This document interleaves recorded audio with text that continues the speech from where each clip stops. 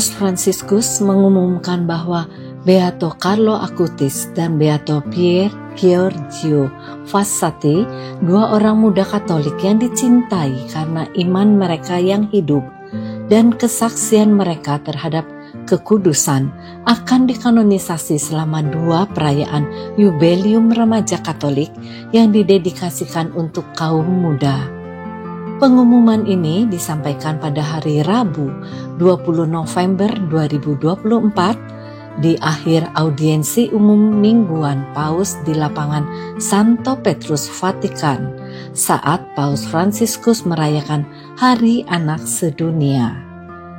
Juru bicara Vatikan, Matteo Bruni, kemudian mengkonfirmasi bahwa kanonisasi Carlo Acutis akan berlangsung selama Yubelium Remaja Gereja yang berlangsung pada tanggal 25 sampai dengan 27 April 2025. Dan kanonisasi Pier Giorgio Frassati akan berlangsung selama Yubelium Pemuda dari tanggal 28 Juli hingga 3 Agustus 2025.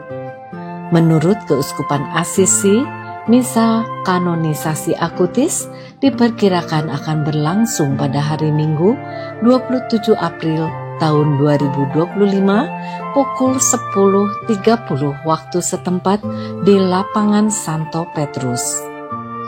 Kedua calon santo ini dicintai oleh banyak kaum muda Katolik karena semangat mereka dalam mengejar kekudusan. Kedua kanonisasi ini diharapkan dapat membawa banyak orang muda ke The Eternal City atau Kota Abadi Roma pada tahun 2025 untuk merayakan Yubelium Pengharapan Gereja Katolik. Carlo Acutis adalah rasul ekaristi dan inspirasi kaum muda era digital. Ia dikenal sebagai ahli dalam bidang IT dan komputer, dan banyak umat Katolik menganggapnya sebagai santo pelindung internet. Acutis dibeatifikasi 14 tahun setelah kematiannya, dan kini akan menjadi santo milenial pertama.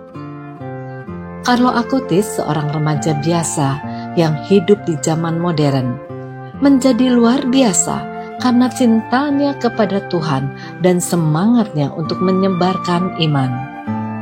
Lahir pada 3 Mei 1991 di London, Inggris, Carlo dibesarkan di Milan, Italia.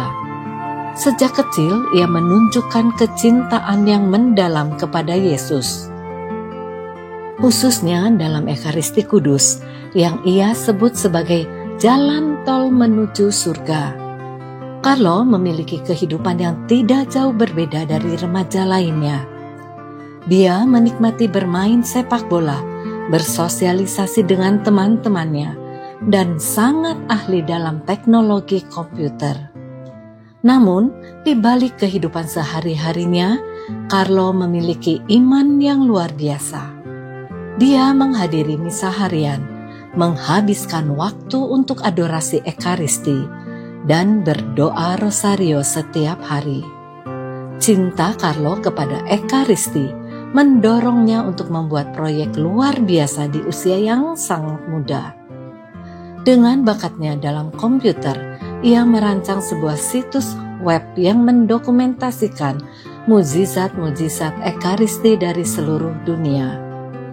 Carlo berharap melalui proyek ini, orang-orang semakin sadar akan kehadiran nyata Yesus dalam sakramen Maha Kudus dan menghidupkan kembali iman mereka. Meskipun berasal dari keluarga yang cukup berada, Carlo memilih hidup sederhana. Ia sering berbagi dengan orang miskin dan menunjukkan perhatian kepada siapapun yang membutuhkan. Carlo tidak hanya berbicara tentang kasih Kristiani, tetapi benar-benar mewujudkannya dalam tindakan sehari-hari. Carlo Acutis meninggal dunia pada tanggal 12 Oktober 2006 karena leukemia di usia 15 tahun. Namun semangatnya terus hidup. Ia mendapat julukan sebagai Santo Pelindung Internet. Dalam penderitaannya, dia tetap berserah kepada kehendak Tuhan, mengatakan bahwa dia mempersembahkan penderitaannya untuk Paus dan gereja. Pada tanggal 10 Oktober 2020, Carlo dibeatifikasi oleh Paus Fransiskus di Assisi, kota yang sangat ia cintai karena teladan Santo Fransiskus. Hidup Carlo Acutis adalah bukti bahwa kekudusan bukanlah hal yang tidak mungkin, bahkan bagi generasi muda di zaman modern. Ia menunjukkan bahwa dengan cinta kepada Tuhan dan sesama, bahkan kehidupan sehari-hari yang sederhana, dapat menjadi jalan menuju surga. Carlo sering berkata, "Semua orang dilahirkan sebagai orisinal, tetapi banyak yang mati sebagai salinan." Kata-kata ini menjadi panggilan bagi semua orang untuk menjalani hidup secara otentik, mengikuti panggilan Tuhan, dan terus berusaha menuju kekudusan. Pier Giorgio Frassati merupakan inspirasi kaum muda dalam iman dan karya kasih. Pier Giorgio Frassati adalah salah satu tokoh inspiratif gereja Katolik yang lahir di Turin, Italia pada tanggal 6 April 1901. Dia berasal dari keluarga yang kaya dan terpandang. Ayahnya adalah seorang senator dan pemilik surat kabar Italia yang terkenal, La Stampa.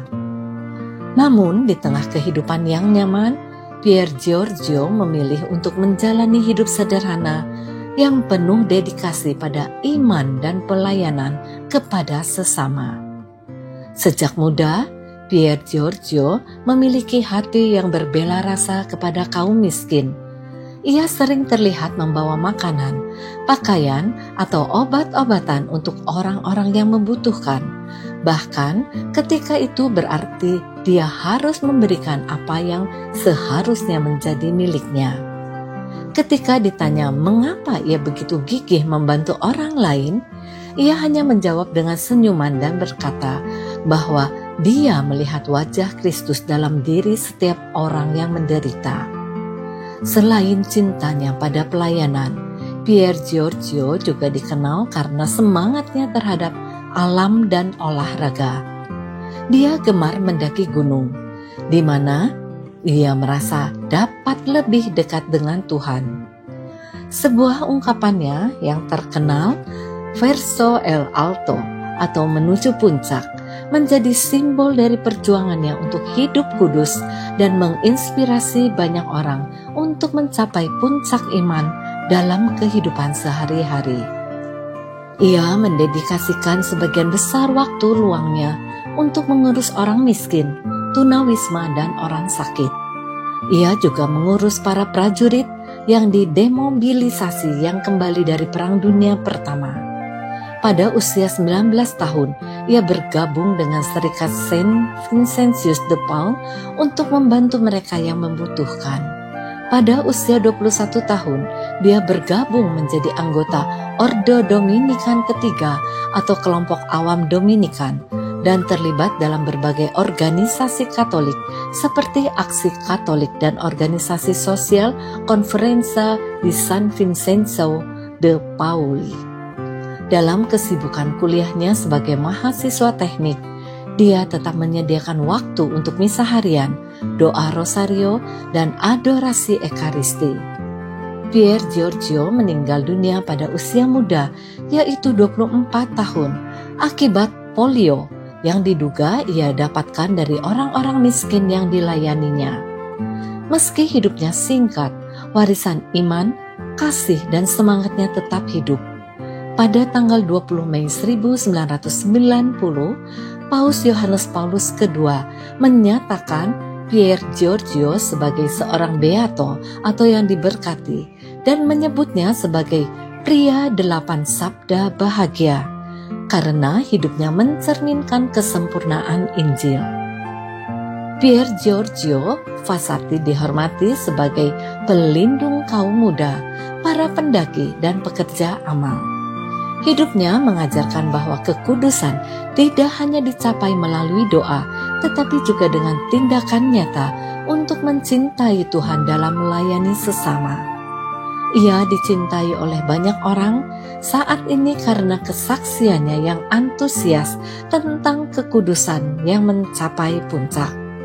Pada foto pendakian terakhirnya, Frassati menulis frasa verso el alto yang berarti ke puncak. Frasa ini telah menjadi moto bagi umat Katolik yang terinspirasi oleh Saint Frassati untuk berjuang mencapai puncak kehidupan kekal bersama Kristus.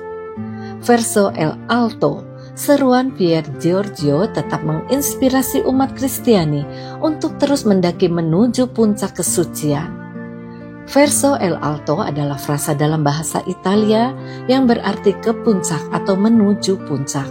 Frasa ini dipopulerkan oleh Beato Pier Giorgio Frassati yang menulisnya pada sebuah foto setelah pendakian terakhirnya. Frasa ini merangkum pandangan Katoliknya tentang kehidupan dan petualangan serta filosofinya tentang pendakian. Pier Giorgio Frassati menampilkan sosok orang kudus modern yang dekat dengan kaum muda masa kini.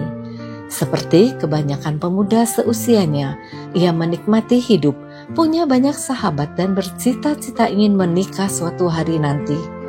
Ia menyukai banyak hal, antara lain pegunungan, memancing, berenang, jalan-jalan, galeri seni, dan juga menyanyi, walaupun ia mengakui dengan senang bahwa suaranya sumbang. Hidup Pier Giorgio tampak biasa saja, namun ia memberikan contoh bagaimana menjalani hidup yang biasa secara luar biasa. Kedua tokoh ini, Carlo Acutis dan Pier Giorgio Frassati, menginspirasi umat untuk menjalani iman secara mendalam, sederhana dan penuh kasih, dengan mengutamakan perhatian kepada sesama, terutama yang paling membutuhkan. Semoga peristiwa kanonisasi ini semakin mendorong kita semua untuk meneladani kehidupan mereka dalam menghidupi Injil dengan sukacita dan ketulusan.